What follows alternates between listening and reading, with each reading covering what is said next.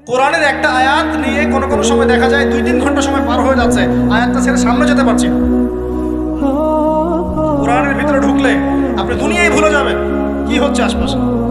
আমি এমন অনেক আলেমকে দেখেছি যে একটা বই, পাতলা একটা বই, আরবি বই নিয়ে পড়া শুরু করেছেন যে ফজরের পরে, জোহরের ওয়াক্ত হয়ে যাচ্ছে, বইটাই শেষ করতে পারবেন না। বুঝতে পারবেন না? যখন আপনি ইলমের ভিতরে ঢুকে যাবেন, কোরআনের ভিতরে, হাদিসের ভিতরে, আপনার দুনিয়ার খেয়ালই নাই। একজন আলেম তিনি এক রাত্রে একটা বই লিখেছিলেন, চটি বই, এক রাত্রের মধ্যে। বলা হচ্ছে, তার সম্পর্কে বলা হচ্ছে যে রাতের খাবার তাকে দেয়া হয়েছে যে আপনি এটা খেয়ে নেন। খাবারটা পাশেই আছে, খাবারটা পাশেই আছে, খাবারটা খাবো, এটা লিখে খাবারটা খাবো, এরকম তার চিন্তা ছিল।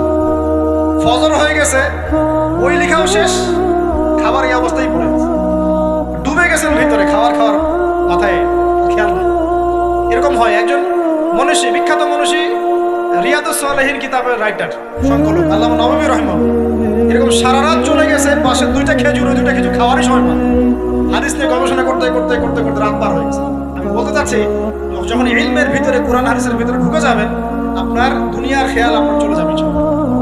এই টেনশন, হতাশা, এই সেই বাদ, তখনই আল্লাহ পাক আপনাকে তার পক্ষ থেকে রহমত দিবেন, বরকত দিবেন, আল্লাহ আপনার দুনিয়ার কাজগুলো করে দিবেন।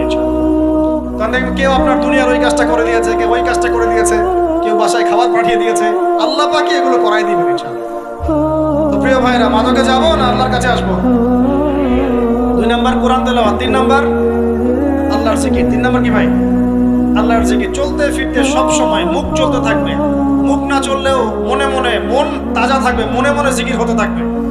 মনে মনে জিকির করতে পারেন?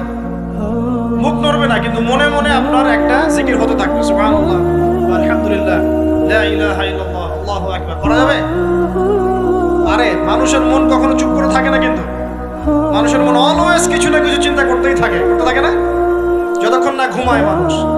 তো প্রিয় ভাইরা, বেশি বেশি জিকির করবো। সুবহানাল্লাহ, আলহামদুলিল্লাহ, লা ইলাহা ইল্লাল্লাহ, আল্লাহু আকবার, লা হাওলা ওয়ালা কুওয়াতা ইল্লা বিল্লাহ, এগুলো চলতে থাকবে। আল্লাহ পাক তৌফিক দান করুন।